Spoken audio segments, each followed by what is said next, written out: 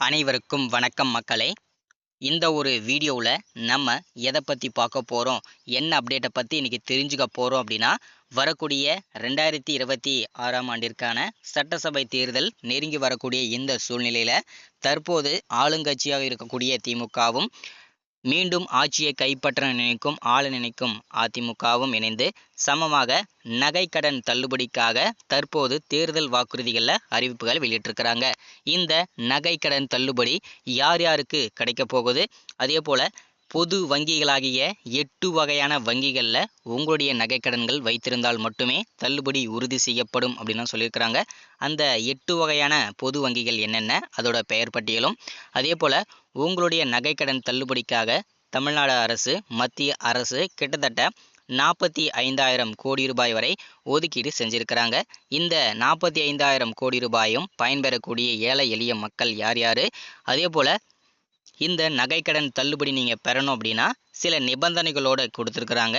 அதே போல் உங்களுடைய நகைக்கடன்கள் தள்ளுபடி நீங்கள் வாங்கணும் பெறணும் அப்படின்னா உங்களுடைய நகைக்கடன்கள் 5 சவரனுக்குள்ளே இருக்கணும் அப்படின்னு சொல்லிட்டு சில நிபந்தனைகளோடு சொல்லியிருக்கிறாங்க.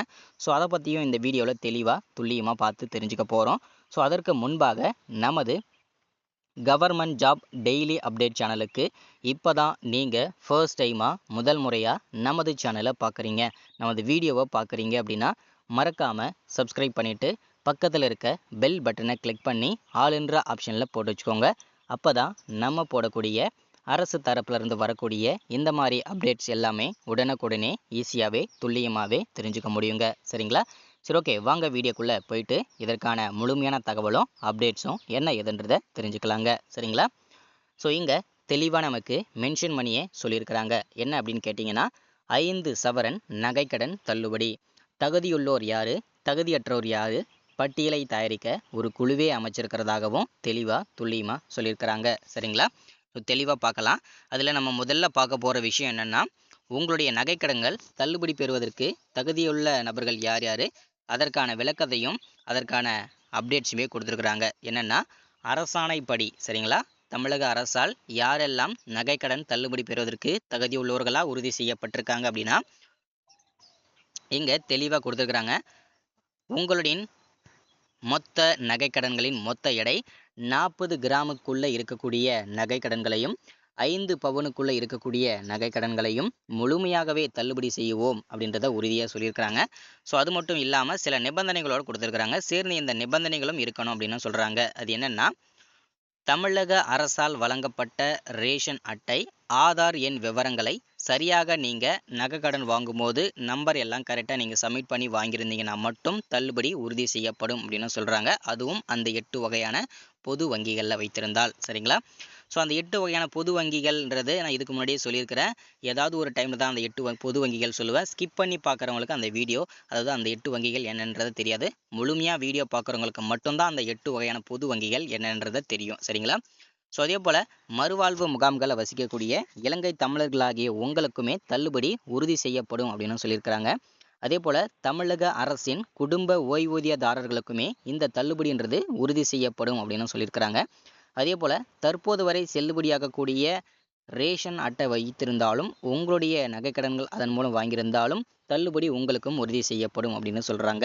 அடுத்ததாக, இந்த நகைக்கடன் தள்ளுபடி பெறுவதற்கு தகுதியற்றவர்களாக உறுதி செய்யப்பட்டவர்கள் யார் யார் அப்படின்னு கேட்டிங்கன்னா, உங்களுடைய நகைக்கடன்கள் அந்த 8 வகையான பொது வங்கிகளை இதுக்கு முன்னாடி சொன்னா இல்லையா, அந்த 8 வகையான பொது வங்கிகள், அந்த 8 வகையான பொது வங்கிகளில்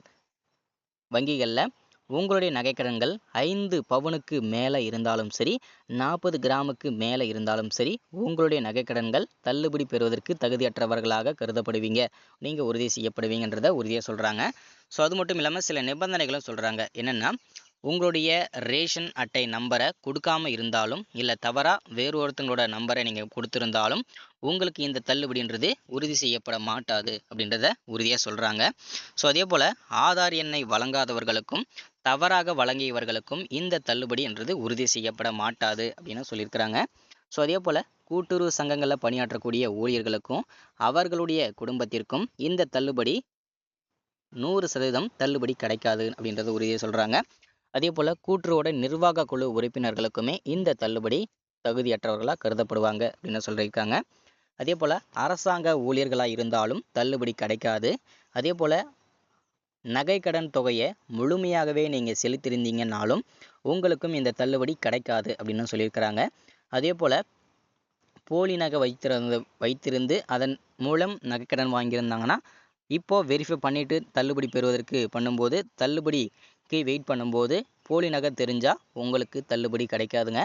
அதே போல் உங்களுடைய ரேஷன் அட்டையை வைத்து நகைக்கடன் வாங்கியிருந்தீங்க அப்படின்னா உங்களுடைய ரேஷன் அட்டை தமிழ்நாட்டில் இருக்கக்கூடிய அட்ரஸில் தான் இந்த ரேஷன் அட்டை இருக்கணும். அப்படி இருந்தால் தான் தள்ளுபடி, இல்லைன்னா தள்ளுபடி கிடைக்காது. அதே போல் உங்களுடைய ஆதார் அட்டை இருக்கு இல்லையா, அந்த ஆதார் அட்டையில் இருக்கக்கூடிய அட்ரஸும் தமிழ்நாட்டுடைய அட்ரஸில் தான் இருக்கணும். அப்படி இல்லாமல் உதாரணத்துக்கு ஆந்திரா, கேரளா, தெலுங்கானா, புதுச்சேரி இந்த மாதிரி மாநிலத்தை சார்ந்த ரேஷன் அட்டை வைத்திருந்தீங்கன்னாலும் ஆதார் அட்டை வைத்திருந்தீங்கனாலும் தள்ளுபடி உங்களுக்கு கிடைக்காது அப்படின்றத உறுதியாக சொல்லியிருக்கிறாங்க. ஸோ இந்த நகைக்கடன் தள்ளுபடிக்கான அரசாணை இந்த மாதத்தோட இறுதிக்குள்ள அந்த 8 வகையான பொது வங்கிகள் சொன்னோம் இல்லையா, அந்த வங்கிகளுக்கு நேரடியாகவே எழுத்துப்பூர்வமாக லெட்டர் வடிவில் அனுப்பப்படும். அதற்கப்புறம் உங்களுடைய நகைகளை திருப்பி நீங்கள் மீட்டெடுத்துக்கலாம். ஸோ இன்றைக்கான முக்கியமான அப்டேட்ஸில் இது ஒன்றுங்க. தேர்தல் வாக்குறுதிகளில் இது முக்கியமான அப்டேட்ஸாக கருதப்படுது. ஸோ எல்லாரும் பயன்படுத்திக்கோங்க, யூஸ் பண்ணிக்கோங்க. தேங்க்யூங்க.